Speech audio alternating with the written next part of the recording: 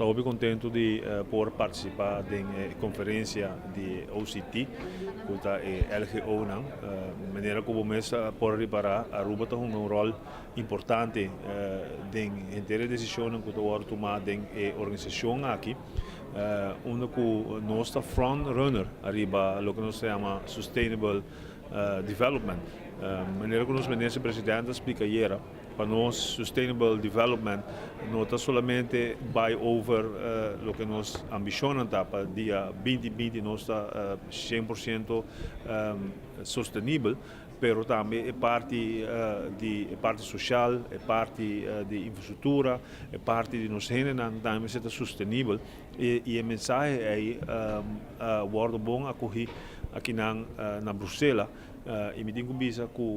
outro país que forma parte da OCT está mirando que o grande o passo que Aruba está tomando para assim também por share informação e experiência que Aruba está passando dentro para como aplicar isso aqui no país. Me mira que mais e mais Europa é importante que o país aqui que tem uma relação com a Europa também é mais importante, maneira que a serviço era se você mira a diversificação de economia na nova, você mira o país aqui que está spread todo o mundo. Nós mira benefício real entre a relação de Europa e nós parte de Reino, de forma que o LGO está descrever e nós temos uma luta de hobby para mira se nós cambia nossa posição de LGO para UPG ou que nós cambia fundamentalmente a forma com LGO forma parte de toda a oportunidade com uma relação construtiva, uma relação com uma dimensão mais ampla, mais grande e com meta muito mais alto que a União Europeia, maneira que o país periférico tem, por acordo incorporar também em regime novo para a LGO. Dentro aqui, o regime aqui nasce, nós estamos contentes que